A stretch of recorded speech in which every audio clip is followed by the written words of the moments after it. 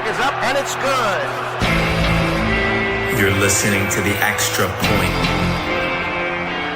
hosted by Phil Ruskin. Welcome.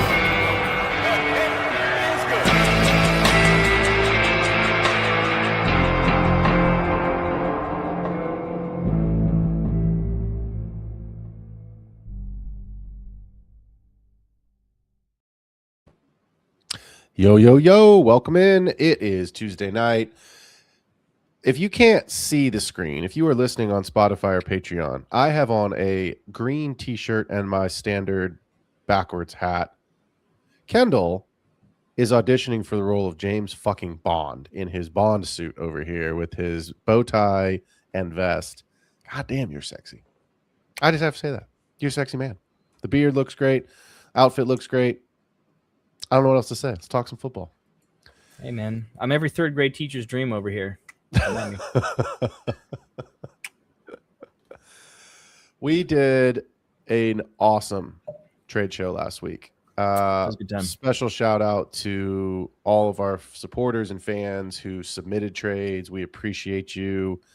It gave us the opportunity to hear not only just help with some opinions, but also to hear like what's going on in leagues that we're not in, or what are you guys considering that we can't see? Because Kendall and I are trade monsters. We're doing stuff. We're degenerates. We're sending a couple trades a day, maybe 10, 15 trades a weekend, just trying to search for the next best thing. But at the end of it all, it's like you can only see between you and the other manager what the conversation is. And I know in the leagues that I'm in, especially with you, Kendall, that you're firing off trades to the 11 other guys in our league, right? So I think it's important tonight that we start to kind of reel it back in a little bit, because we are 9 days away from the draft. It makes me really happy to say that, because I was thinking about this week and I was like, oh man, Thursday night. Okay. Like normal. And I was like, oh, next Thursday night, Kendall, we are going to be watching the first round at Pittsburgh. So, how excited are you? Are you ready? First of all, are you ready? Do you feel like you've got a beat on these rookies, and that you are ready to see some real landing spots to really shape this rookie draft that we're going to be doing here next weekend? Yeah, I'm in an interesting spot. Everyone knows I'm a massive Bears supporter, right? And we've had some pretty impactful drafts the last couple of years with early first-round picks or multiple first-round picks. And this is the year where, as a Bears fan, I don't have a whole lot of stock. You know what I mean? Like, even if they punt it, we're fine, right? I have not had a draft in recent memory as a Bears fan where I just got to be more interested in everything else that's happening. And I can just be an analyst versus a fan because I don't care what happens. So it's an interesting year for that. It's a lot of flat tiers. There aren't as many flashy names or trades expected. So I think this is a nuanced draft. This is really like a nerd draft. It's a lot of defensive players. There'll be a run of wide receivers in particular spots, and we'll geek over that. It's going to be a weird draft where the fantasy football players are geeking out over, honestly, the most impactful drafts are 3 or 4 wide receivers, and then everything else is fantasy football players care about day 2 because we care about the running backs and opportunity over talent, which is non-existent, and where they end up, who goes to Seattle. So I think it's going to be a nuanced draft. I think it's one where I don't want to just crush a bunch of drinks because it's going to be pretty paced and slow, and I don't think it's going to be the most exciting. I think it's going to be a tempered, measured draft, and we'll see. The Jets have multiple first-round picks. Will they level up, or is a 13-year-old kid going to decide their future? I don't know. So less fireworks, more cigar, more slow burn. We'll see how it goes. Yeah, I don't know. I'm kind of 50-50 on it. I think if you'd asked me a week ago what I thought would happen, I think I would have said, all the noise is just around like hype pieces of who's going to be available at their draft position, right? Like it's been number 9 Chiefs, Kenyon Sadiq, insert wide receiver here. What if Jeremiah Love falls? Let's be honest, they're probably going to take a corner. They just traded their best corner to the Rams. Right. So it's like, I think a lot of that with the Chiefs, let me rephrase that. I think some of that could happen, but I think a lot of it's smoke. But then I start to think like it's almost too quiet. So I wonder if there's not like crazy hidden cards to the chest, boom, fireworks that are just not being talked about. So I could see it going either way. I was thinking about this question earlier today, actually. This is how I want to start the show tonight, because tonight we are going to talk about players who we're going to talk about a wide variety of players, but we're going to talk about some guys that the title of tonight's show is they're polarizing. What do you do with them if you have them? What do you do if you're in a specific scenario? Maybe you're a win now team, or maybe you have a running back. We're a couple running backs we're going to talk about that are in a contract year. I want to ask you this, Kendall, because this one is something that we talk about every year. Who are you most afraid of having their fantasy value go down because of a draft pick? Like, is there someone that you're thinking of that we maybe haven't talked a lot about so far that you could see their fantasy value taking a hit? Because it happens every single year. Yeah, the running back position is the only position that really worries me that's more impactful. Wide receivers, the wide receivers that I think could be impacted are like if a good wide receiver goes there, I'm not worried necessarily, right? It's more of it's a no need, it should happen.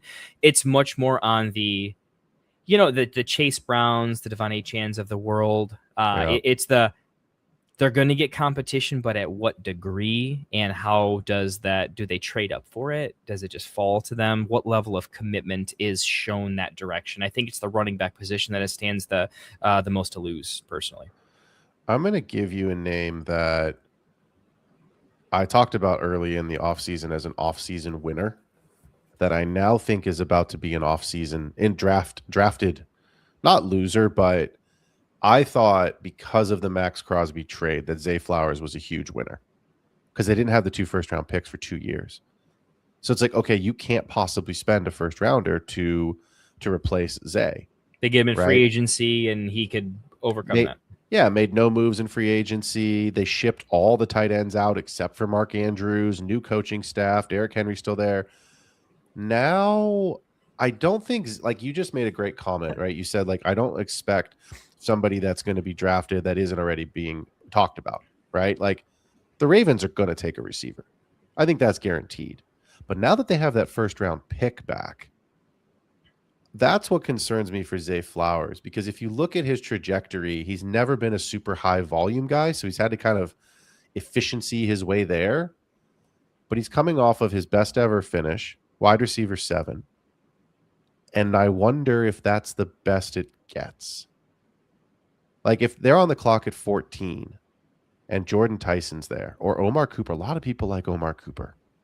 I just listened to a Matt Harmon Yahoo interview from, I think it would have been earlier this week, maybe last week. I can't remember. I got to it. I watched every bit of Matt Harmon this week. I'm a Matt Harmon guy, so I watched all of it. You can name me a show, I saw it. Yeah, okay. So he had that interview with Omar Cooper Jr. at the end of his show, right? And I thought that was a great interview. I like the kid. He's a good kid, right? So I always want to root for good kids versus the guys that you're like, you are a good player, but you may not be around long because you're going to get in trouble. Rasheed Rice.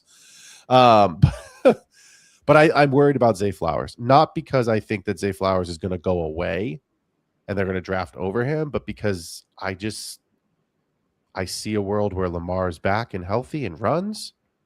I see a world where they spread the ball out some more, and Zay Flowers finishes as wide receiver 7 in 2025, and that might be the highest it ever gets. I'm not saying trade Zay Flowers. Like, he's obviously going to be good for your team, but I had very, very few worries about him.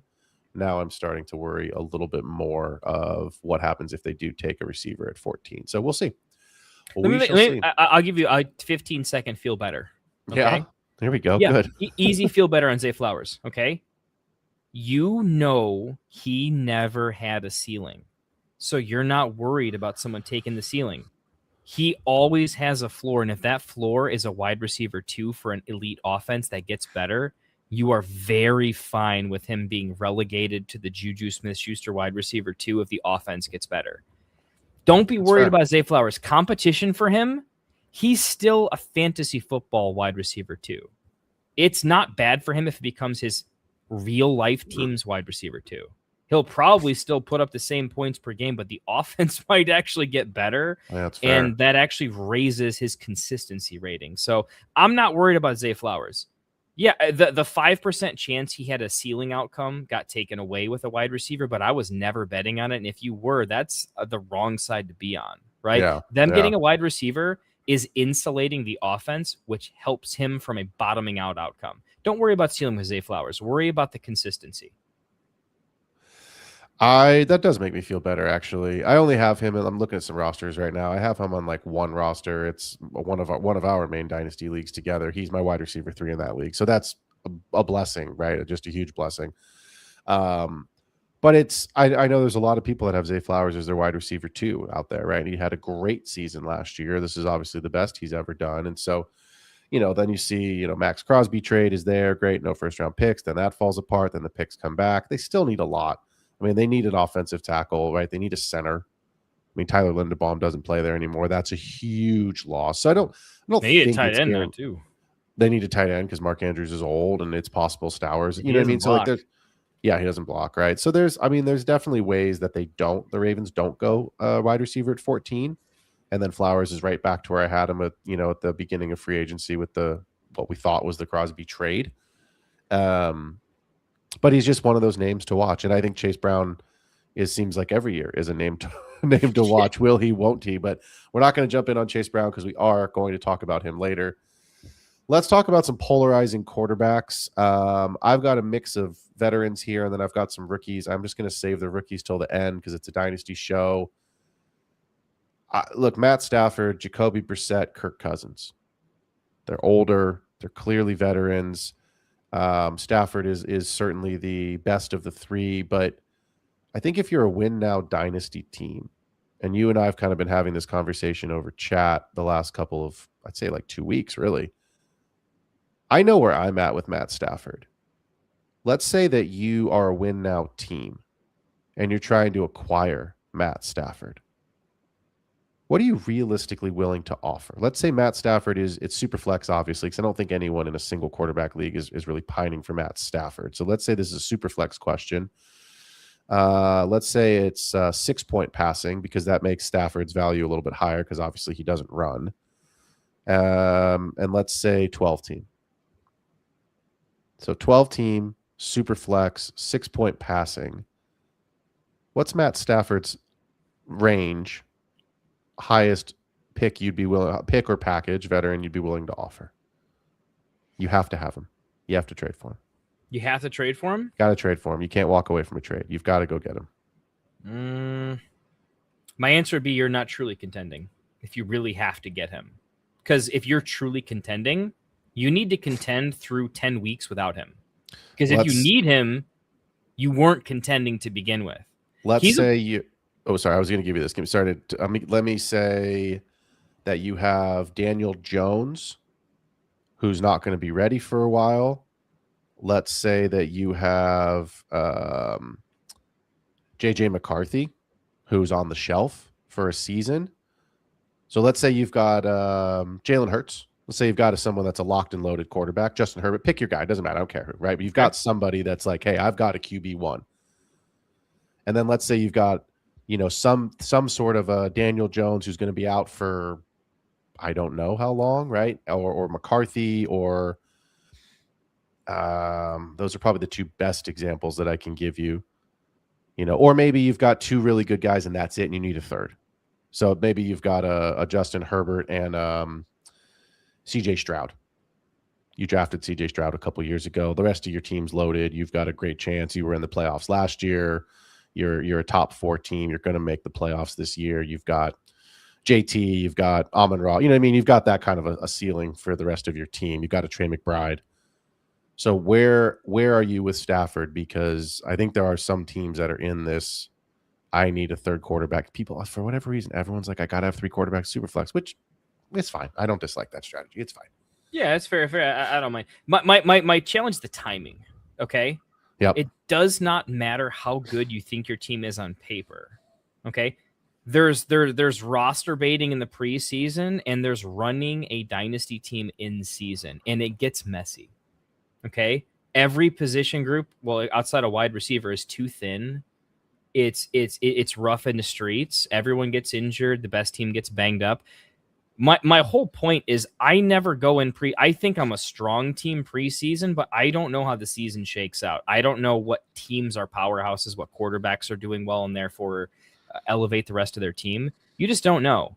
Stafford 2 years ago, Phil, me and you were in on Stafford as high as one can be 2 years ago. Yep. Right? What was the narrative of that season? All right. There was back issues. There were inconsistencies. He wasn't the dude, right? Yep. Now he was this past season, but we play fantasy in multiple year windows. Okay. It's fun because what happened last year doesn't always happen this year. It can be likely. We can be right about the percentile chance, but we just don't know. I don't trade for win now players before snap one because I don't know if my team, let's say my team is JT, Chase Brown, and Montgomery. Okay. If JT goes down and Monty is in an actual timeshare and is outside the top 24, which is an unfortunate but realistic possibility, your win now team just lost 25 point something points per game for the first half of like JT's season, right? You went from contender to competitive struggle. My best advice here is, yeah, you should be thinking about these things, but at the quarterback position where I think people project significantly higher ceiling outcomes instead of average outcomes because of recency bias. I don't trade for a player whose recency bias is off the fucking charts. Yeah. When he could be missing 6 games this season and need another back, situation, right? That's the 3 to 4 year window of Matt Stafford. That's the truth. That's the truth that anybody who's had him on their team for 3 or 4 years will admit to you, right? So what's his real value?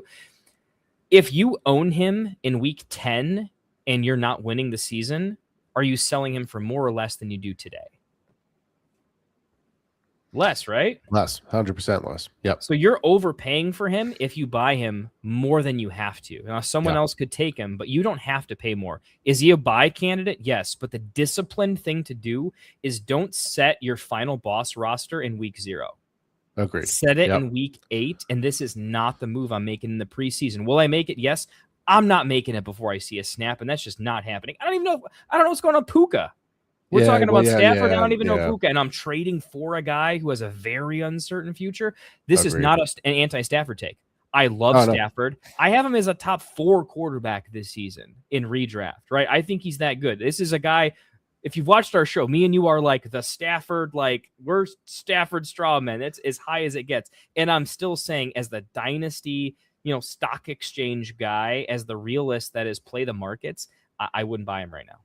He's too high. Neither would I. So we are completely agreed on that. But I think you've got people that he just came off of an MVP season. The Rams are going to be a hot team again. They're probably, whether or not they win the Super Bowls, regardless, it doesn't really matter for fantasy. But I think you've got people that want to trade him away to capitalize on the highest of highs that they could get for him. Because you're right.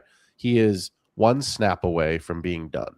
And if he plays 17, I think this is it. You and I said last year, if the Rams win the Super Bowl, Devontae Adams and Matt Stafford are no longer in the NFL. They retire. And I think that same statement is true right now, today.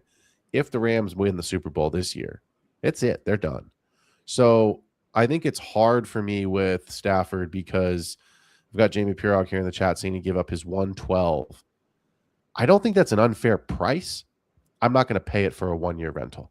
I just buy Tyler Shook for the 110 and have a rushing quarterback this year that could do the same points per game. He was the top 5 quarterback in the last 4 games of last season while Stafford was going on insane, but I still have a 25-year-old, right? I just think relative price means look at all the targets, and is that my only target? I don't know that I would. I'm not saying that's not fair. Like, I get where Jamie's coming from. It's just I would go in another direction. And also, I think it's worth mentioning just real quick, there's a couple leagues you're in with me where I know I have the best team. And I think everyone, ask anyone in the league, they would agree. I would take the field over my juggernaut 10 times out of 10. Even if you have the best team in the league, the field has an edge over you because of variance, right? This is Texas Hold'em, not PLO, right? Or the opposite. This is PLO, not Texas Hold'em, right? 60-40 any given day. There isn't deuces over sevens or you know what I mean, right? So because of that, I'm careful early on at throwing that draft capital around when you just don't realistically know what you're getting into. I mean, I would give you another name, older than name, if you're not able to get to Shuck. Go buy Dak. Just go buy Dak. He's never going to not be a top 10 underrated guy. You know what I mean? Like, it's the same argument that we make for Stafford when Puka goes in the first and Cooper Kupp used to go in the third, and then Puka goes in the first and Devontae goes in the fifth, and then Stafford goes in the 12th. And you're like, hold on. How do you have a first-round wide receiver with a 12th-round quarterback, right? CD goes at the 1-2 turn. Pickens goes at the 3-4 turn, 2-3 turn in some leagues. Dak goes in the 10th. How? It doesn't make any sense. Like, so those are names that I would give up some capital for. I wouldn't do it now, obviously, like you said, week 0, but I think those are some names that we're not going to talk about tonight. But like, again, those are underrated names. So Jacoby Brissett, I'm going to ask you a buy, hold, sell question with Jacoby Brissett. Let's say you have Jacoby Brissett. Are you holding? Are you selling? Or same thing, if you're one of those teams that's looking at Stafford as a rental, would you try to go cheap and get Brissett? Because Stafford is going to be more expensive. Brissett, I think it's probably pretty clear that this is it for him this year, and then the Cardinals will be drafting his replacement in the future. I don't want to talk about Ty Simpson next. We are going to get to him, but it's possible they take Simpson as early as this year if they don't, wait to take a quarterback next year. So buy, hold, sell with Jacoby Brissett if you're in a super flex and need another quarterback. Mostly hold. I would sell if I get a decent price. Not a good price. Everyone would sell at a good price. That's a no-brainer, right? Like, yeah. Let's be real here and say, if I get a slightly better than I was expecting price, I'm just going to take it because he fits the archetype of you're going to tell yourself it could be something that it just isn't realistically going to be past 2027. Yeah. There's too many good names. He was good last year, but forget last year, right? The biggest mistake people make in Dynasty is not playing it like it's redraft, because I'm not trying to do a 101 show here, right? This is mostly a really think deep. Stafford wasn't drafted in redraft the year previous, literally wasn't in the top 12 quarterbacks taken, and now we're talking about him, right? Jacoby Brissett was worse than Mac Jones is viewed this year in 2025, right? He was not even remotely on a radar, and he's had chances. He started plenty of games. He's always been good for a spell, and then things happen. Now, maybe he Geno'd up a little bit and had his renaissance, but also Geno's not a very good quarterback. He just is, right? Jacoby had his moment in the sun, but he also had literally at least two top-notch wide receivers, right? I don't know what's going on in the hell with Marv, but like having Trey McBride's an X factor, and when you throw it 50 times a game, you're going to have a few completions, right? I'm trying to come down to the sun with Jacoby Brissett. There's players that you won't accept a third for, but there comes a time when you're like, dude, if I could get the 302 for this player, it would make my day. I'm not saying I sell him. I say hold because in season, I don't think his value changes too much, but injuries will happen and you can maybe get a tiny bit more, but you're only getting a tiny bit. So if you could get an early third or a late second for Jacoby Brissett, could you potentially get double or 30% more than that in season? If I can only get him for an early third, can I get 2 early thirds for him in midseason? I think the answer is yes. So it's a 50% gain by waiting a few weeks. Percentages don't lie. I'm going to hold because right now no one's overzealous on buying him. But when PPG becomes a real metric, when it's about wins and losses, not how cute your team looks on paper, people will pay more. Quarterbacks always go for a little bit more in season. How many backups that are never going to play more than a few games in the NFL? Josh Dobbs. What'd he go for in your leagues? A third? Every time, right? Yep. Now, that's Josh Dobbs. We're talking about a starter right now. It's not Josh Dobbs. And we're talking about trading him maybe for the same thing that Josh Dobbs goes for, right? So it's a hold because historically his value will almost always go up and I'll find a window, right? So someone's going to have to overpay unrealistically for me to sell him right now. I got to go back on something. Did you really just say Geno Smith is not a good quarterback? Yes. Aaron Glenn has come out and specifically said Geno is the guy who is going to take us to the promised land, Kendall. How could you possibly...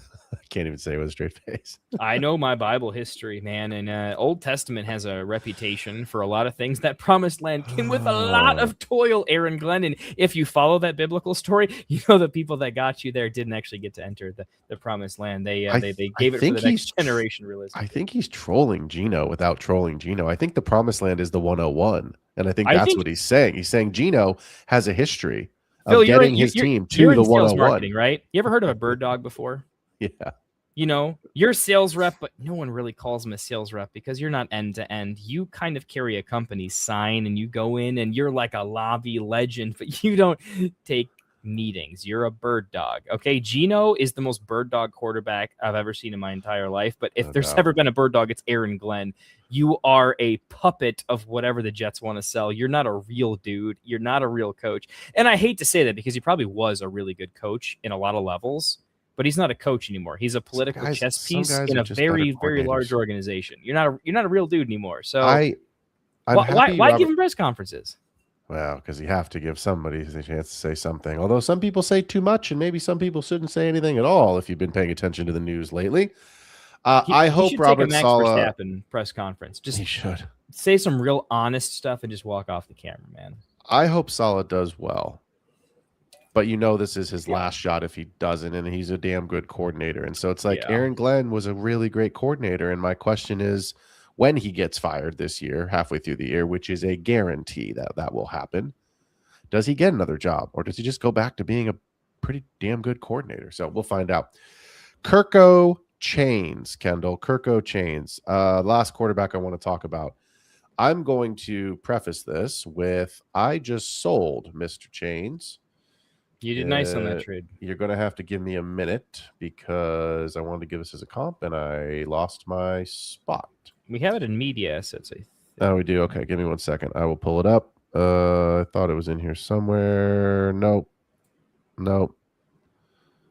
Anyway, he's in there somewhere, but I sold Kirk Cousins for, here it is right here. Fantastic. I sold Kirk Cousins, Chris Godwin, and Rashad White for Jalen Naylor and Wan'Dale Robinson. So there's a real comp for you. I capitalized on the news. This particular roster is a 12-team Superflex tight end premium full PPR league. I'm not in a full rebuild, but I'm definitely in a mini rebuild. And Kirk Cousins is not someone that is going to help my team. So I made the decision to sell. Be honest, I didn't think I would get a buyer, and I did. Got Wan'Dale out of the trade, so I'm very pleased with that particular portion of it. But this is not about me and my trade. That was more just to give everybody a comp of like it can be done. My question to you is this. We just talked about week 0 and not trading someone now. Now that the noise has calmed down about Kirk Cousins being the starter and the noise is certainly ramping up, we know Mendoza is going to be the number 1 pick next Thursday. What we don't know is when he's going to play.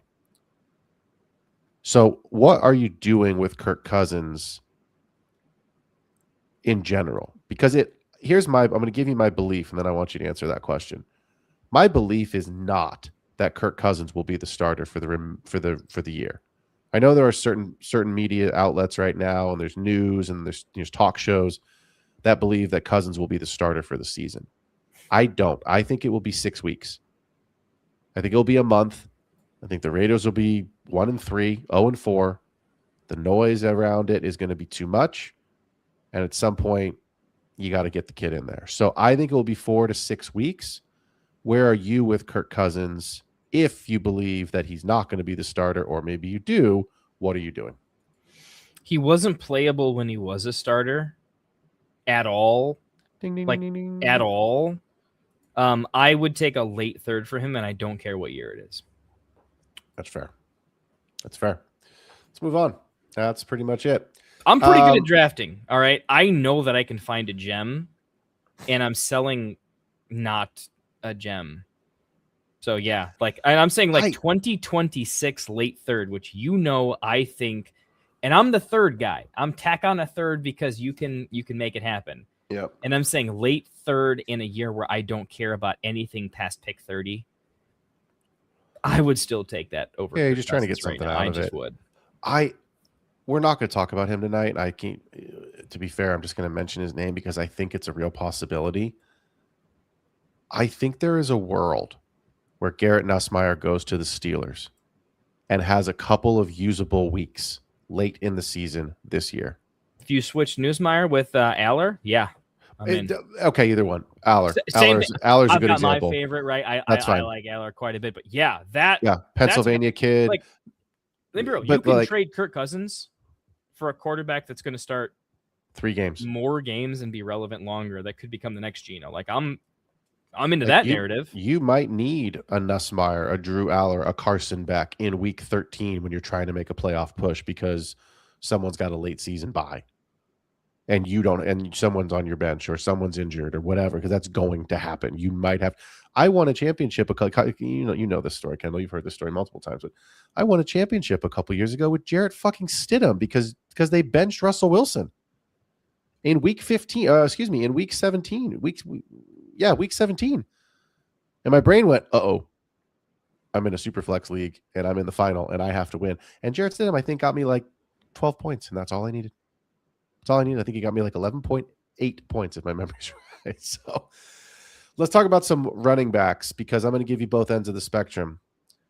First question, yes, no. Bill Krosky Merritt, Ja'Cory Krosky Merritt.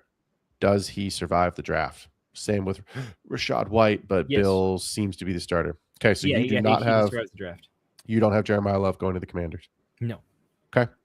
So what do you do with Bill Krosky Merritt? Because if he survives the draft, that becomes interesting. Is he somebody that you would trade for? Would you sell because you'd still think, hey, this is a 7th round player who may not be on this roster next year because it's a similar narrative to, we've seen it and heard it before, right? Roshan Johnson, Isaiah Pacheco is the best example. Your guy, Kyle Monangai, who I do like, but again, he costs nothing. So if it goes to shit, they could ship him out real quick. So would you sell Ja'Cory Merritt, Bill? Would you hold him and play him? What would you do with him if he survives the draft? I would hold him just because mass psychology and market, everyone's going to be really cautious about buying him. I don't see anyone being bullish about him. Yep. But if he hits, there's always somebody in the league that will maybe not go crazy for him, but crazy enough that you like. It doesn't take much for someone to go a little bit. Like Chase Brown was a good example of, even when he hit people like we're in sharp leagues, and there's even some people that are like willing to be like, hey, I'm not the sharpest. I like having fun. Let's do it. And they wouldn't go in on Chase Brown, right? If anything, I sold Chase Brown early. They went in on him the following year, but when he was having his heyday really early on when he started doing it, no one would buy for him. I see Bill as a similar level of like, people are going to be a little cautious, but no one's giving you good enough value right now to sell him. So the opportunity that like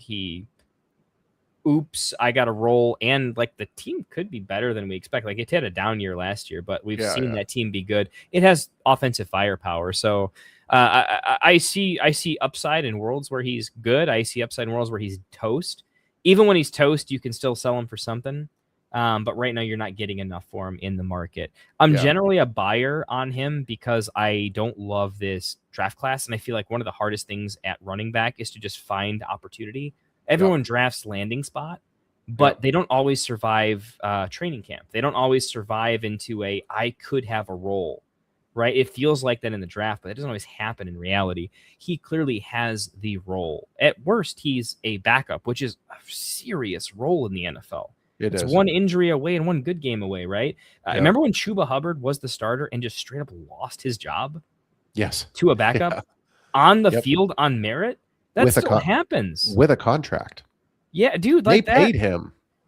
So I'm not saying it's likely, but it happens, right? So the point I'm making is he has a real role going into this season where you don't have to question that he has a meaningful role in the team. That in and of itself has value. I will buy that for a relatively even price. The most aggressive I could go on, I'm not saying I would do this because I probably wouldn't, but the most I would go if I were in the mood was probably a very late second, and I'm talking 210 plus.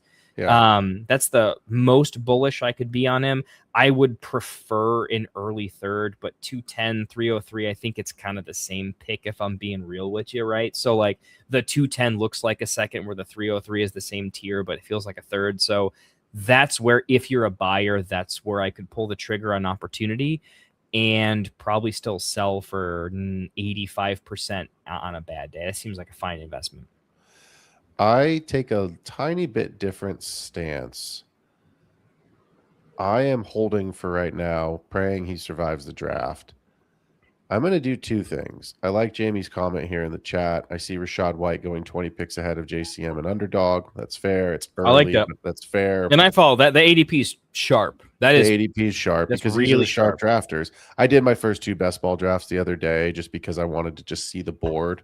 And I just did the two like $3 ones just because I was like, I'm obviously not going to invest like the real capital that you and I are both going to put into best ball later. Like the NFL draft hasn't happened. So this was more of like a market check ADP for my own like brain to start getting my brain wrapped around best ball. Yeah. Good exercise to do, by the way. Yeah, really good exercise to do, and it cost me $6. So it's like, screw it. If I lose these leagues, I don't care. You know what I mean? It was more just like, I just need to see the board and check it out and see what's happening. So here's my point to come back to Bill. I'm going to do the classic wait till he booms in the early part of the season and sell. Yep. Because I don't think that he is the guy going forward, whether it's this team or another team. I agree with you 100%. He's going to be a role player. I see him maintaining. Not everybody chase Browns, and he won't chase Brown in correct 2027. The class is I mean, look nice, at even Isaiah Pacheco had every chance in the world to become the guy. I understand that the injury derailed him, but even before the injury, he wasn't lighting the world on fire. Right. And then Mahomes goes out and Pacheco's back last year and he loses his spot to a 300-year-old Kareem Hunt. You know what I mean? So it's like, this is the archetype of a 7th round pick. So Kyle Monangai, great last year. Like, what if Swift just stays healthy? Swift's still the guy. That's your group, right? So it's like, I see a world where Bill survives the draft. I see a world where he makes it through training camp, and it is a split backfield with him and Rashad White. They've got to keep Jaden healthy. If they're not going to run Jaden as much because they're worried about his health, then they're not going to run one single running back into the ground. They're going to keep it a committee to keep guys on the field to make sure Jaden stays healthy. So I would sell Bill Krosky-Merritt early in the season. If you can get a second, I would spring on that immediately because next year's class is loaded, man. Yeah. Loaded. I think that's where you're trying to get is into a 2026, second. If you can get 2/3, that's fine. Let me give you one other thought that I've been having actually as well. I would take a shot on flipping Bill for Kenneth Gainwell.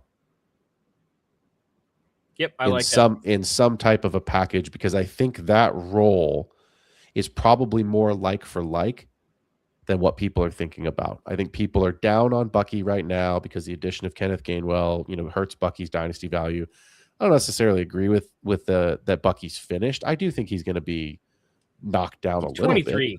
He's 23. That's what I mean. So it's like, I mean, I have Bucky on a roster and I'm not selling him, and it's a team that I'm rebuilding because the value is not there. But here's what I'm saying is that I think people will view Bill as a starter, and they will view Gainwell as a high-end handcuff, 1B to the 1A, but still the second guy, because Bucky's still going to be the starter. So I don't think it's kind of to your point of like, is the 210 really a third? Yeah, it kind of is.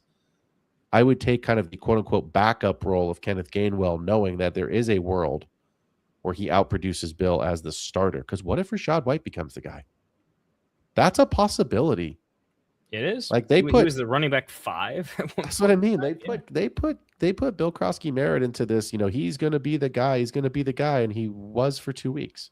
He had a great week too, and then he sort of fell away after that. So let's talk about the other end of the spectrum. The king. Is this it? Is he truly ageless, Kendall? Can he keep this going for another 1 to 2 years? Are you buying, selling, holding Derrick Henry? I only ask the buy piece of it because I think about for one season, Derrick Henry could still get double-digit touchdowns and almost probably 1,000 yards. I think his Vegas projection is like 11.5 or something like that. So yeah. So what are you doing with Derrick Henry if he is? What are you doing? Buy, sell, hold. The big. I hate to cop up, but the question is, Derrick Henry is, to your point, a polarizing player. It depends on when he entered your roster, how long you've had him. Like, yep. If you've ever owned T. Higgins, you know what I'm talking about. Sometimes your value on a player changes based on if you own him in a lot of places or don't. Right? That's Derrick Henry. I've been he's not on any of my rosters. He won't be on any of my rosters. I'm just not going to take that bet. And then oops, he performs, right? It's not that I didn't think he would. It's just the price that I was being asked for. Like, I could just do better, right, with other assets, so I wouldn't go down that road. He's starting to hit this sort of he was just a massively impactful running back, and he is uninteresting, and uninteresting in a sport dominated by entertainment and headlines is a buy low window, just based on mass psychology. So I think he's a buy because people just are uninterested, where I think you can get him for a second in a year that I don't really care about the late seconds. But if an owner's like, yeah, well, I could maybe be like a somewhat of a contender this year, I don't know, we'll see what happens, or I'll sell him more for a contender. And I think most people are holding out for a little bit more on Derrick Henry. I can't be a buyer because I'm never going to sprinkle a little extra in week 0 on a running back.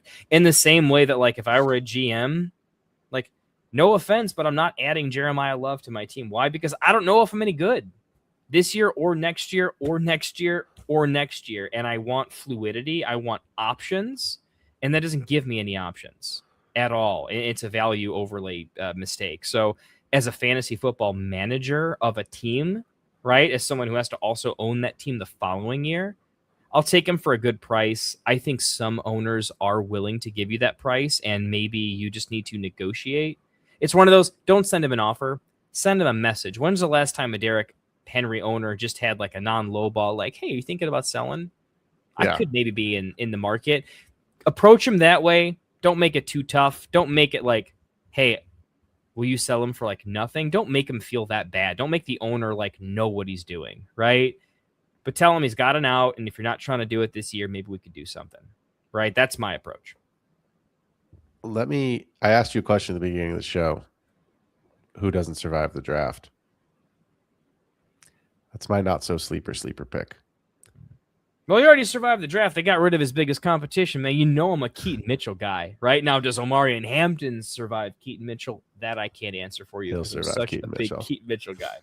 But that's my point, right? Is it's like, does he survive an Emmett Johnson? I don't know, man. Well, that's what they're going to bring. I wouldn't be. I have. They're going to bring on somebody. They just got rid of Keaton Mitchell. They're bringing on everybody. And Justice Hill is old too. So it's like, I don't see a world where, first of all, I don't see a world where people want to do business with the Ravens right now for obvious reasons. Yeah. Look, he's probably getting a worse Tajay Spears, though, in reality. Like, Tajay Spears was great competition, and he ate a tiny bit in this class. Tajay Spears would lead this class in some aspects, not over Jeremiah, but you get the sentiment. But let's go down this rabbit hole for a second. It seems this week like there's more noise about Jeremiah Love not going to the Titans. And I think you and I both had him pretty, not penned, but penciled in to getting to the Titans. But what happens if the Titans take Jeremiah Love and Tony Pollard becomes available for another 1-year rental to go with Derrick Henry, and they draft an Emmett Johnson? That's where I see a world where it potentially goes the beginning of the end. I think the Ravens have too many roster needs to move up to take that kind of a player. Now, if the Ravens were at, let's say the Ravens were at 9, where the Chiefs are, I could see them trying to get up there.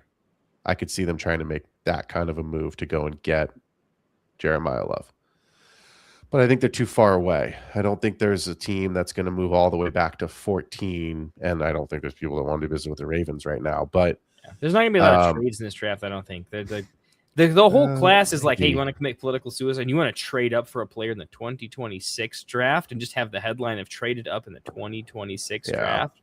Like, you got to read the room, and like that's just not going to go over well. Well, the tweet that I saw today is that everybody from the Cardinals all the way to the Commanders, so team 3, 4, 5, 6, and 7, are all trying to move back.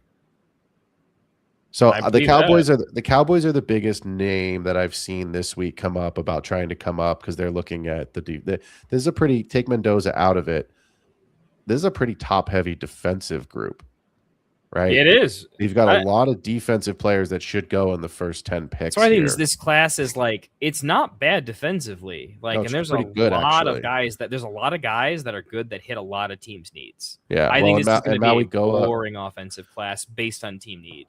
Maui Goa is going to go early, the kid from Miami, because he's a big name and probably one of the top offensive linemen. So it's like you've got a lot of non-fantasy relevant guys that should go in the top 10. right? And then you'll have, we all know that the three receivers are going to go. It seems like Boston and Cooper are going to be first rounders. So that puts us in Concepcion. So it's possible that there's 6 wide receivers in this draft. It could be 5, but then Boston maybe goes at like first 3 picks of, day 2, right? The second round. Sure. But my point being with the Ravens is they've got to bring somebody in. So I don't think it's going to impact Derrick Henry this year, but I see this starting to become closer to the end. So let's keep it with the running backs here. There are 2 names that I want to talk about that are sexy, even though some of the names we've talked about tonight are not. I want to start with 2 guys here. Actually, I want to talk about 2 guys here, I should say. And I want to start with Chase Brown. Both he and Jonathan Taylor are on a contract year. And so I know you just traded Jonathan Taylor away as part of a package to acquire Justin Jefferson. We'll come to that, not necessarily that trade, but we'll come to that in a second. I want to start with Chase Brown because I think people remember what happened last year. It was rough. It was rough in redraft. If you had Chase Brown in Dynasty, you didn't have a choice. You probably weren't trading him away because the first couple of weeks sucked. You just kind of had to grin and bear it. That's just sort of how Dynasty goes sometimes. But if you invested Chase Brown went at the 2-3 turn. So if you took a RB1 shot on Chase Brown, you either had to wait it out and then you were very happy, or you sold him and then you're probably very sad.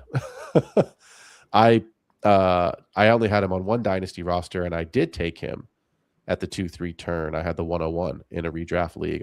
I wasn't planning to do it, but obviously I took Jamar Chase, and then Chase Brown fell to me, and so did JT. So I had them both. But my question to you, Kendall, is this: the money for the Browns, I'm so sorry, for the Bengals has been spent on T. Higgins, Jamar Chase, and Joe Burrow. Is there a world where Chase Brown, if he has a great season again, can the Bengals even afford him?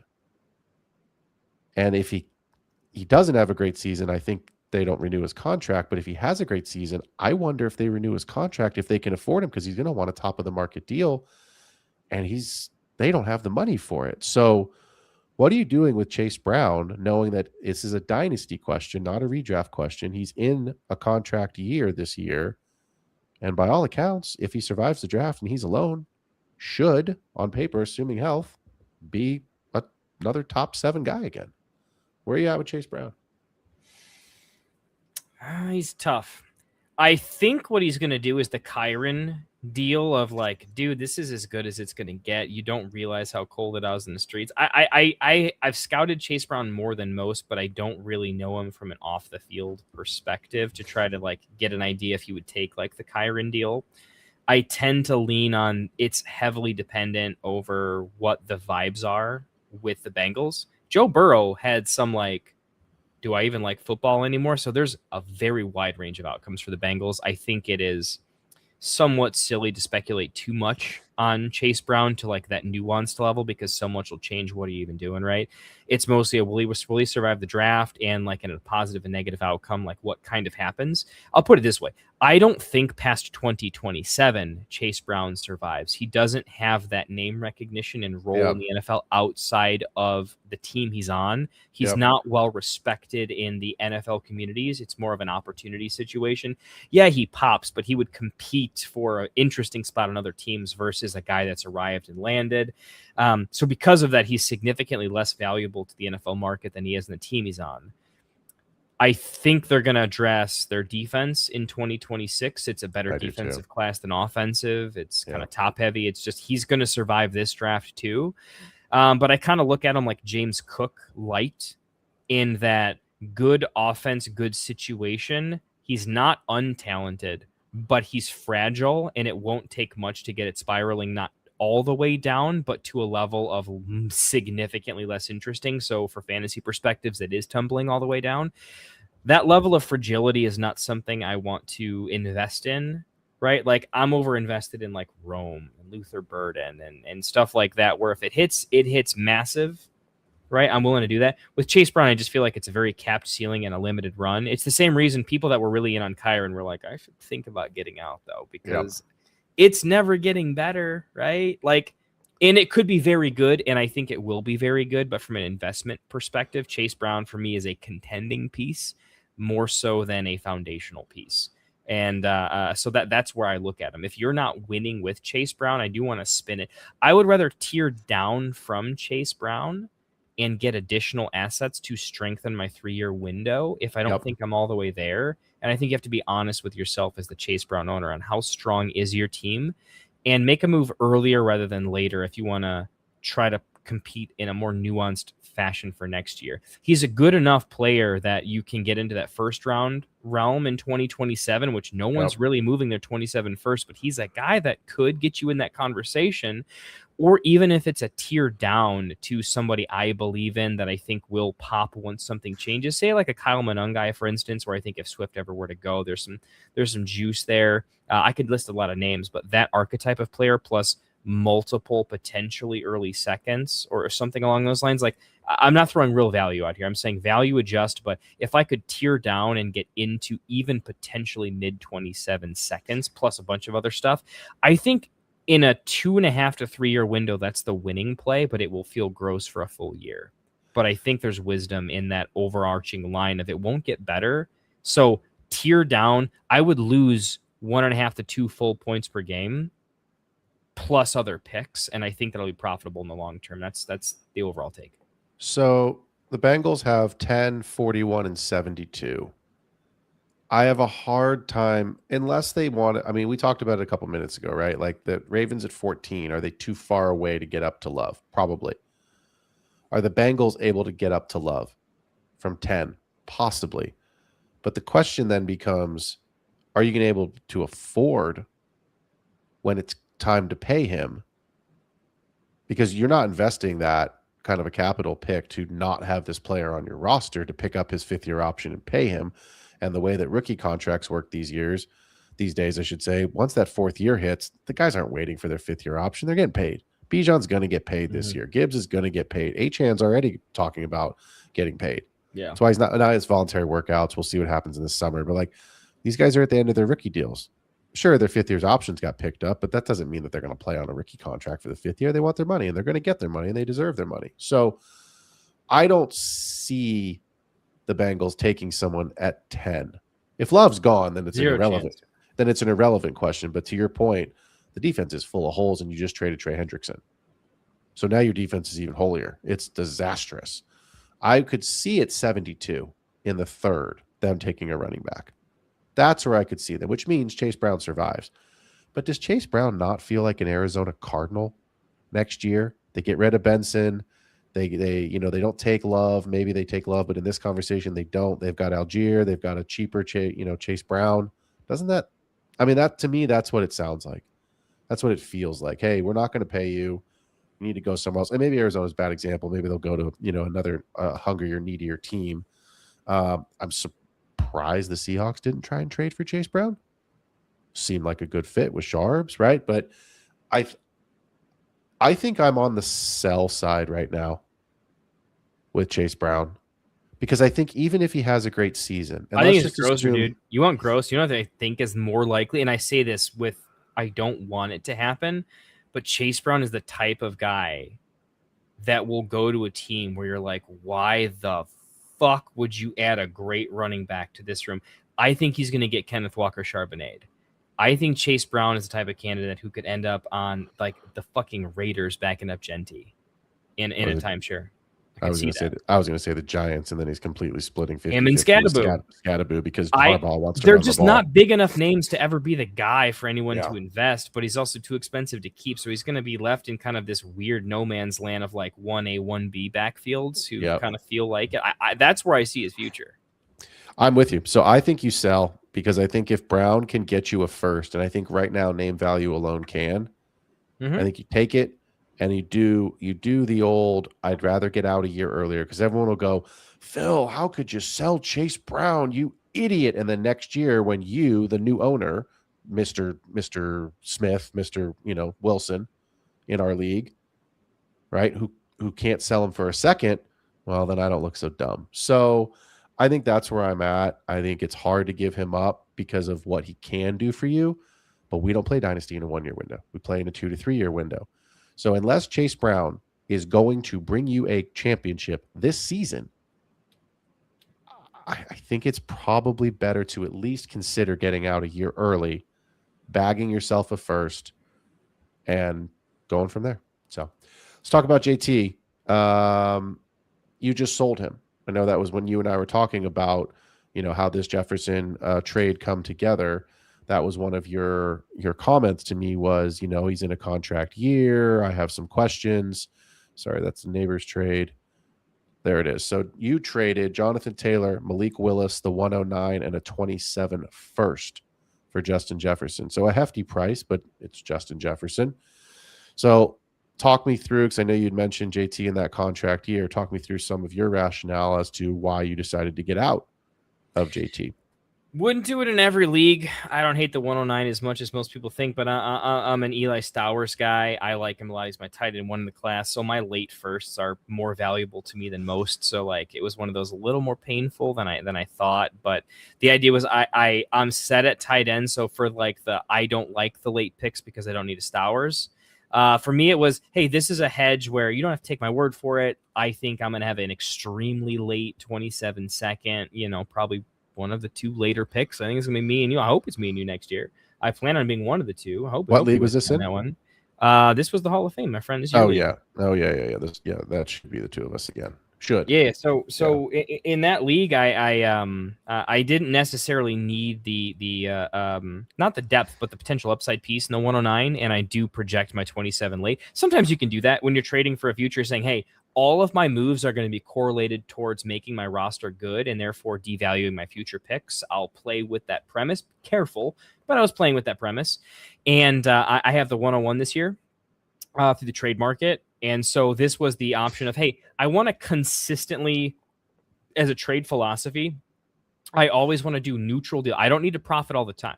I'll do neutral deals or even slightly net negative deals that are profitable in 3-year windows, like consistently, and trading aging running backs at their peak. No matter what the player is, delete the player name, just say, hey, this player did this the last 3 years.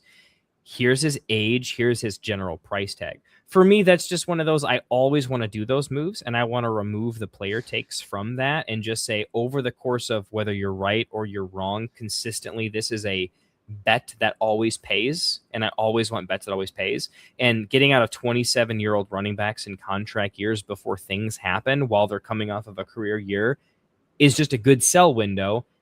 I'm selling a player that's probably towards the peak of his value, and I'm buying a player that's kind of in a bit of a lull. I'm paying full market price for him or close to it. Yeah. But it felt like a long-term win.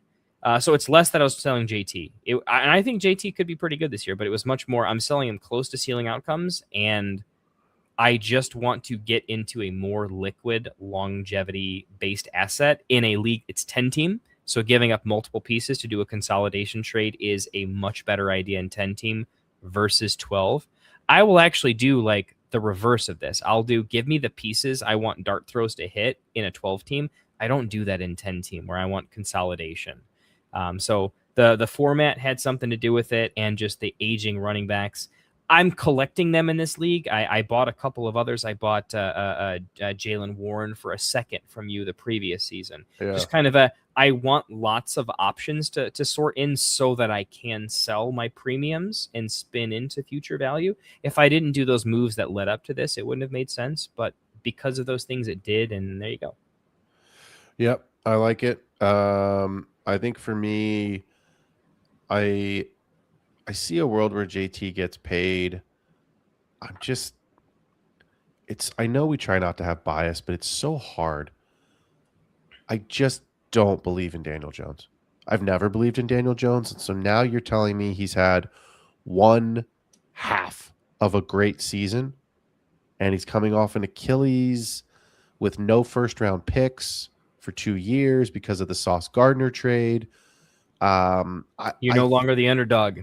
Pressure's on you. They expect you to be good. When you're like, oh, Daniel Jones sucks. Oops, he's good. That's mentally, you know what it's like. You were a baller, right? You know what it's like to have no pressure on you. It's easy to play the game of your life when no one gives a shit. When all the pressure's on you, it's so hard to be that guy. And he's never been good when he was expected to. He's only been good when no one gives a shit. Saquon was good, Or that. Saquon got Daniel Jones his contract. They paid the wrong person.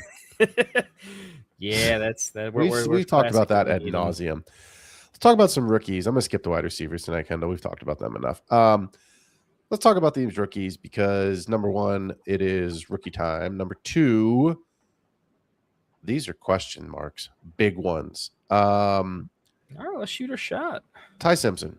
I don't think he is even worth a conversation if it's not super flex.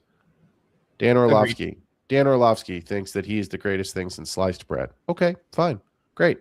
I don't think Orlovsky's crazy, by the way. I do have it. Orlovsky it wasn't crediting.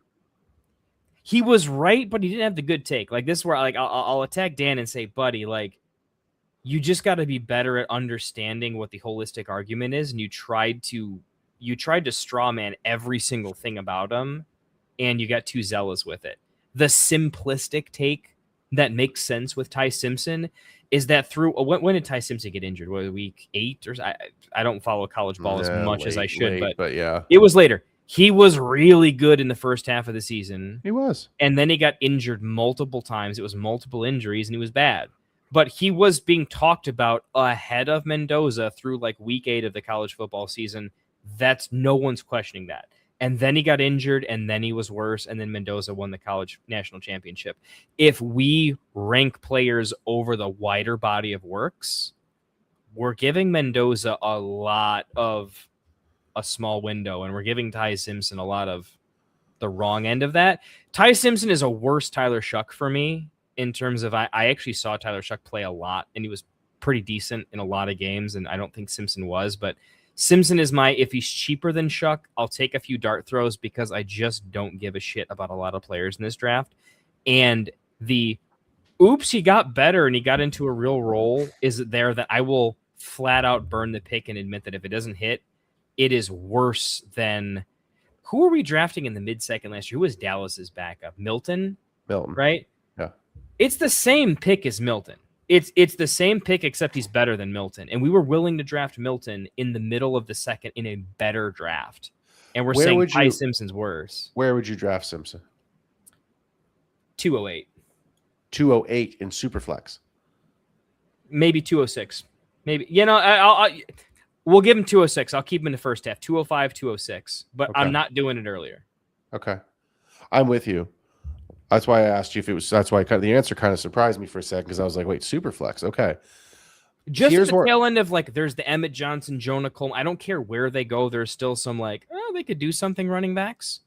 And there's landing spot wide receivers into the 2-3 that I'm like, the upside is way better on Simpson, but this guy will at least play on my roster a little bit. And that gets me through the 2-4, 2-5. So here's where I'm at. And this, we've talked about this many times. And if you're listening to the show, you've heard this. If you're new to the show, you're about to hear it.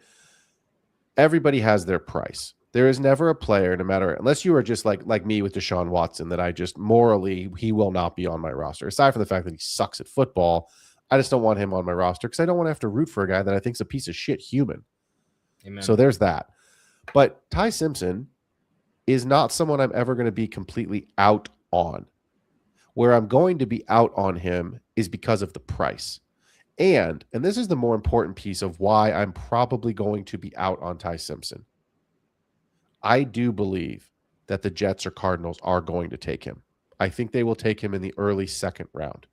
I don't think that the Jets or Cardinals trade back into the first round to get him. Here's why I don't think they trade him. Because both of these rosters suggest that they will be picking in the top 5 of the draft next year. Yep.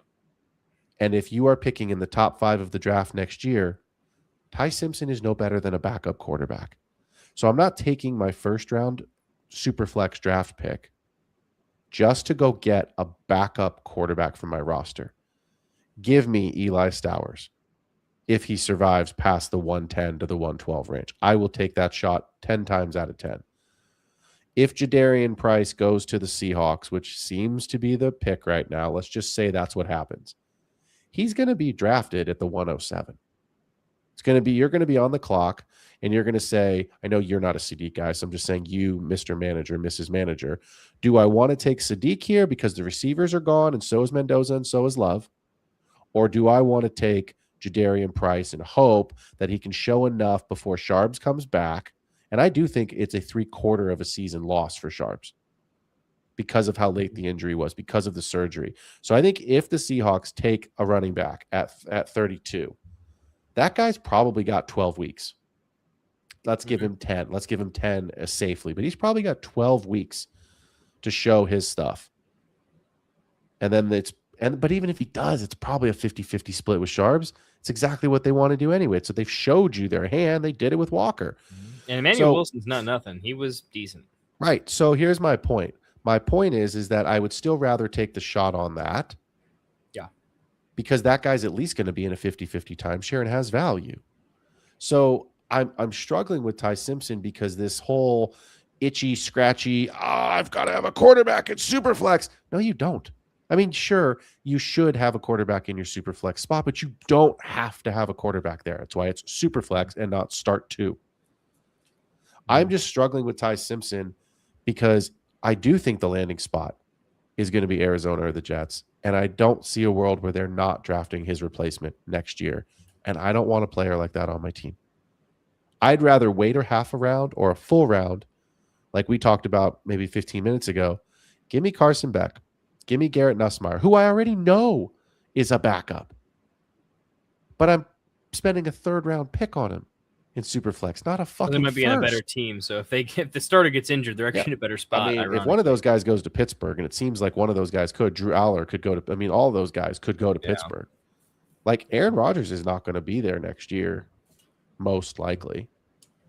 So weird. I was like fully not drafting him at all until I came to my senses a little bit. But I feel like the fantasy football community was like, yeah, he sucks, that they shouldn't take him. But like, they seem kind of bullish on like, but something could happen. And I'm in this weird spot of like, to some half of the community, I'm like, dude, you shouldn't just take like, I'm not taking Max, Claire, or Trig over a quarterback that I think is going to start 2 or more games in 2026. Correct. I'm just not doing that, right? But I'm also not taking him at the 201 or the 112. I can't do it. I'm not. I know Jamie's in the chat was talking about taking him at the 112. Like I don't want to hate that take too much because there are plenty of worlds where it's right. I like other players that I think are more consistent there. So I'm in this weird middle of the road. I think people that need to take him are taking him too early. But I'm not going to bury him. I just want him after players that I think I did the homework on.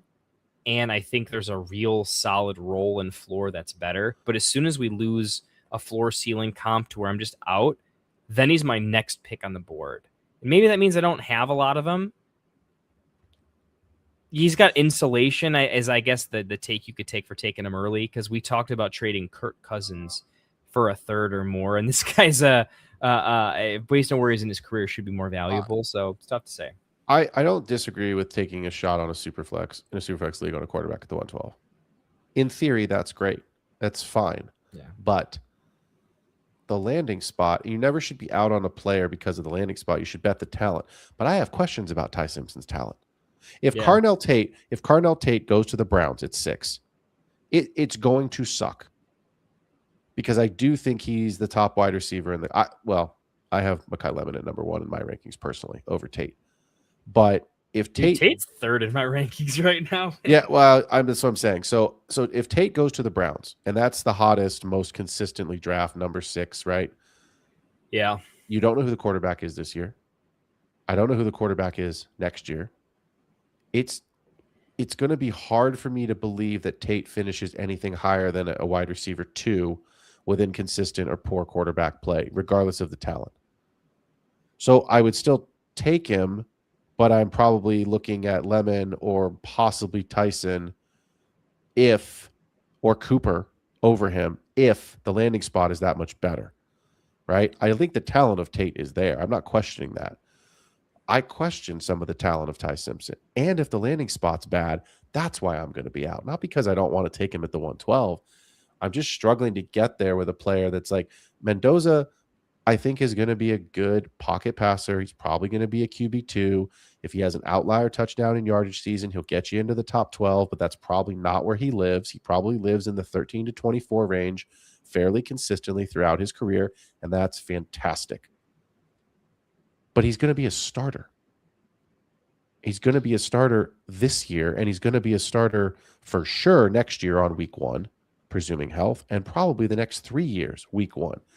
I don't know that Ty Simpson's a starter week 1 next year. I don't think he is. No way. So to me, it's like, I'm going to give you names. Love, Mendoza, Tate, Lemon, Tyson, Cooper, Sadiq, Concepcion, Stowers, Boston. I have Price right now as the RB2. Let me put it this way. I have whoever is the RB2. If Seattle takes someone, that's who the RB2 is. So it could be Price, Coleman, Johnson. I have it as Price because that's what the mocks are, even though I'm not as high on Price as everyone else is. So let's just say RB2. I have Surratt, and then if Johnson or Coleman gets a good landing spot, once all those names, Kendall, that I just said are gone, that's where I would consider taking Simpson, which right now in a 12-team league is the 203. Yep. As soon as we get into that's the earliest that I want to even consider him. Chris Bell. That's when I'm Chris like Bell, Brazel, the Penn State kids, cute. Singleton and Allen. They're cute. Yeah, Katron Allen. They're cute. I'm not there on them. Yeah. And that's wow, how we end up perfectly in sync. We do this a lot, actually. I'm on the 203. That's where I'm at with Simpson. Is if he's at the 203, then I would look at it. But anything earlier than that, assuming the landing spots aren't of those names I just named aren't death, then that's where I'm at. So Elijah Surratt's how I want to end the show. He's interesting because I think he's going to be a pretty high second round pick. There's talk about him sneaking into the back of round 1. Maybe. I don't see it. I told you I was listening to Matt Harmon, right? There was a lot of talk about, Surratt being the number 1 guy, and then Omar Cooper kind of came out of nowhere, and Surratt was projected to be the number 1 guy in his team. And I like Surratt. But the name that I consistently hear is the Raiders at 36. So that's where I see Surratt being an early. Yes, his college teammate, right? He's a second round receiver. I mean, they need somebody, right? Like they signed Naylor to a contract. Okay, sure. You've got Jack Bash, who I'm not impressed with, didn't show a lot. You've got who's there? Is it Tucker? Is it Thornton? I can't even remember now. So we got Trey Tucker, the 40-point wonder himself. Yeah, I mean, you've got some names, but you don't have a guy, right? And so I think you've got a player in Elijah Surratt who at 36 at the top of the second round here to the Raiders would make a ton of sense. Would be great draft capital. Pairs him with his homie. He'd be like the Romeo Dobbs. That's like kind of a comp I have. I think he could play that role for him. I agree. And so to me, that's where, would you take an Elijah Surratt at the end of round 1, 111, 112? Or would you rather trade that pick for a veteran? So that's my question to you. Would you take a shot at the end of your first round? Let's say it's the Raiders. So let's say it's good draft capital in the early second, and it's a decent path to playing time probably right away. Bowers is still the guy. Genty's the guy. That's fine. But from a receiver perspective, Surratt probably settles in for 2 years as your wide receiver 2. I assume they'll try and draft or trade for somebody in the next year. But would you rather have Surratt at the end of round 1, or would you try and flip that pick at the end of the first round for a veteran? I'll skip the situational and just go direct without caveats. I'm taking Surratt there. There's multiple takes I could go in on Surratt or the veterans in general. The only one I'll leave you with is, look, it doesn't have to be like the most elite class, but in my opinion, these players are still more athletic than they used to be. They are coming in as better players than we even expect. When the class itself is all very relative, I think the entire class is still better than we anticipate or give them credit for. Yep. Because college football is just better. They're more athletic. They have more nutrition programs, more NFL ready. We're seeing this at the tight end position. We saw this a lot with the running back class most recently, but we're just seeing there's still hits and misses all over the place, right? It's not a guaranteed thing. We were really spoiled in 2024. But the overall thing is I think that these players are good and athletic. And even if they don't have the best prospect profiles, I think they're going to impress more than regress at the NFL level compared to the veterans. So I'm taking a slightly bullish take across all rookies, point blank across the board compared to veterans, because I think even when they're compared to their rookie counterparts, maybe they don't impress, but I do think that overall they're more athletic than they used to be 5 years ago, and they're more athletic than they used to be 10 years ago. And I want to actively be a little bit more bullish on them. I think there's magic too when the NFL is getting close to maxing out what a college athlete can do. The human body can only be pushed so many ways. It starts to become what's outside of it. How smart are you? How much better do you want to get? And that Hoosier team has a lot of that. There's a lot of good stuff on it. I think Surratt has the soft skills to continue to improve on the mental side of things and the route running. He'll get better where some guys don't. And because of that, he fits a profile of someone that I allow myself to take more bets on. He has tiebreakers for me. I'm in on Surratt versus the vet. Yeah, I am too. I have him as my wide receiver 6 in this class right now. So I have him ahead. And I agree with Jamie. I have him over Boston too. I do too. I'm off of Denzel Boston. I think that's a really savvy take. Yep, I am in a complete agreement. So I've got Surratt ahead of Boston as well, but behind Cooper and Concepcion. So he slides in right here as my 1, 2, 3, 4. And Stowers, Jamie. I got Stowers is like my 108, dude. I'm well, so we're gonna end the show with Jamie's question: is Surratt or Stowers at the end of round 1? I know where I'm at. I think I heard you just say it as well. Are you on the Stowers side of this question? I am taking Stowers. Like, there's KC, there's probably Cooper. Right? I'm not even going to mention Sadiq's not even my first round. I won't take him. Right? There's the running back to Seattle, and then Stowers is right after the Cooper running back to Seattle tier. He's immediately after that for me, no question. I think he's amazing. I think he's better than Gadsden. So that's interesting because I will be transparent. I might consider Stowers ahead of the running back to Seattle. I'm close. If it's a really good landing tight end spot, premium, this becomes tight end much premium, easier. Yeah, that's sort of the perennial tiebreaker. I don't think you can do it in non-tight end premium just from a you got to play fantasy a certain way. But here's what I just said though a couple minutes ago. Like, Charbonnet's gonna be the 1A, 1B. It doesn't matter which of the 2 that he is. Nobody's going to Seattle and getting the work. It's not going to happen. So unless Stowers goes to, I don't know. I mean, unless he goes to the Raiders or the Cardinals, where you clearly have a tight end that is the guy, which of course isn't going to happen. But that's just kind of the example I'm trying to paint here. It's like if Stowers goes to a place where he's a tight end and a potentially a hybridized wide receiver, which by the way for fantasy you could play. I mean, this is the new Taysom Hill minus a different athletic skill set. But such a good take. He literally is a converted quarterback. He's a converted quarterback that plays in the tight end Taysom Hill spot. Is like Stowers. Well, that's what I mean. So it's like Taysom Hill. You could play him in your tight end spot as a quarterback, and he was getting rushing touchdowns. It's Stowers is going to have 2 rushing touchdowns a year for sure. Yeah. So Stowers. I mean, this is why people like Tyler Warren. He was a great tight end, and he showed some rushing, some Wildcat skills at Penn State, right? And then all of a sudden, he did it for the Colts. So Stowers to me is really interesting because, he went on a top 30 visit to the Broncos today. I know he's taken a couple other visits. The scary landing spot for Stowers would be the Browns. That's the scary spot, is if they take him in the second round because of Fannin. They really can't, though. I don't think they can either.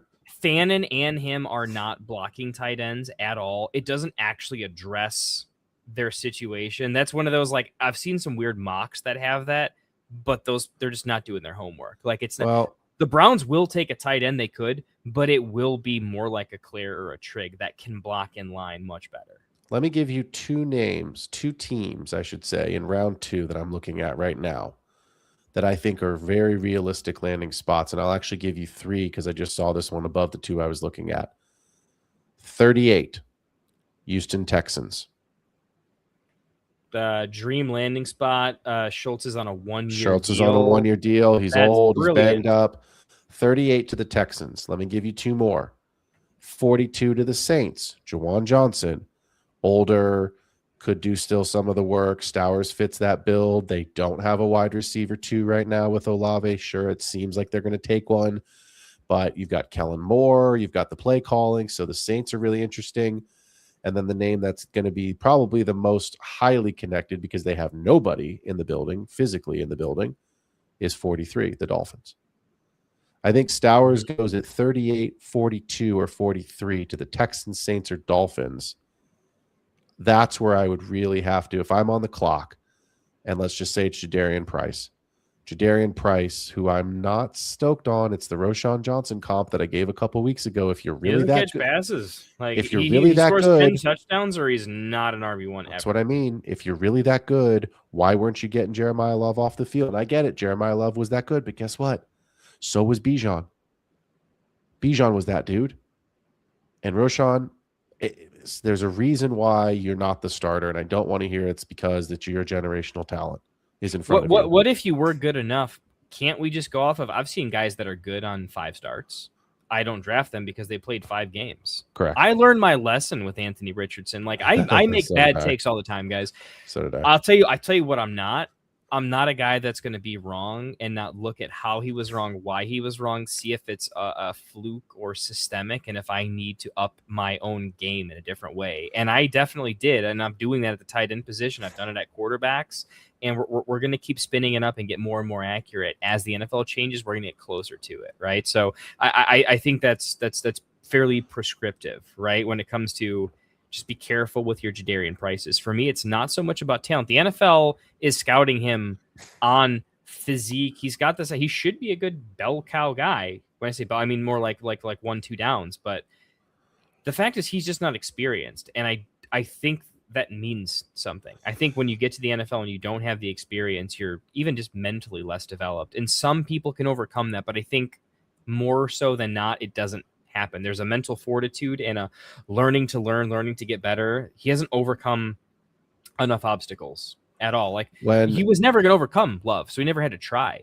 He's going to have to try at the NFL level just to try and be better than a Roshan, right? Yeah. As Roshan said, and Roshan never got there. You got to do something. Every NFL backup is still an NFL caliber player. It just is, right? You got to separate yourself. You got to find that 0.5%. When Emmett Johnson gets drafted by the Green Bay Packers to sit on the bench for a year because they don't have a backup behind Josh Jacobs, who is older and is coming to the end of his contract, or when Emmett Johnson gets drafted by the Philadelphia Eagles for the same reasons that he is going to event, they don't have a backup, that's the running back I'd rather have than the guy that's guaranteed to split times with Charbonnet. Truthfully, Emmett Johnson catches passes. Fool's gold in lieu of the long-term, real solidified role potential. I like that a lot. That's where I'd rather be. So let's end it with Jamie's question here. Would you rather have Metcalf or draft Surratt? I'm on the Surratt side all day. Surratt. Yep, Metcalf is out of my team. I don't have a single dynasty roster with him on it, and I am not sad to say that. I do kind of like him in best ball, man. I don't love that offense, but like. I'm so down on DK. I'm like, dude, that actually means I'm bullish on Pittman is like the one on that team. We are going to, I think we're going to do one final mock draft next Tuesday, Kendall. All right, let's do it. I think that's what we're going to do. I haven't decided if it's rookies only or if we want to do maybe a 10-round draft and get the rookies available as well, just to see like where they might go in a startup. So I haven't quite made up my mind of what we're going to do, but because we're this close to the draft next Thursday, I feel like next Tuesday we should do a draft. So if you want to draft with us, DM us on Sleeper at @PRuskin at KendallTFFT. We will make sure to get you in our draft next Tuesday night. Format TBD. But I think that's what we're going to do for the show next week to get ourselves one final look, one last exciting mock draft before we all sit down with some beer on Thursday night and watch the real NFL draft from Pittsburgh, Pennsylvania. Dude, if you want to, I'm down to do 2 drafts. I would be down to do 1 draft with the fans, right? But I'm down to do like 1 draft, just me and you, pick for pick, no clocks, just like give ourselves 1 minute tops, try to cap it a little bit, but actually just talk it through, but play quick competitive. Like we can't go on like a 5-minute take. It really is a 1 minute. Make your speech. You know how they do with the videos where it's expert and they call another expert for the next pick, another expert for the next pick. Just do that back to back with 1 minute picks. And I like doing that because it's like a self test on like, no, without any prep, just what are you doing in this spot? And what does You your want to gut do tell you? rookies or vets or rooks and vets? No, rookies. Just rookies, 3-round. Yeah, I'm in. Okay, I could be into that. Yeah, let's talk about that offline. We'll get that in our I chat don't mind this the week, 3-round like startup too, though. Honestly, if we just want to fuck, I'd like we'll talk about that. But we'll that's figure it kind of out. But yes, if you want to draft with us, we are going to for sure do at least one draft next week. So if you want to be a part of that, DM us and we will get you your spot in that draft. For all of us here at the Get Right Fantasy Network, for myself, for Kendall, this has been another episode of The Extra Point. Appreciate you joining us. The draft is so close now. We'll see you guys on Tuesday night for one final mock draft, 17. That's how the brain's working right now. 7:15 p.m. Pacific time. Oh, yeah. We out. Hey, we got to go. We out. I'm done. My brain's done. We out. Wanted to white fantasy is the play. Marking nothing but I tune every Friday. Strategies provided.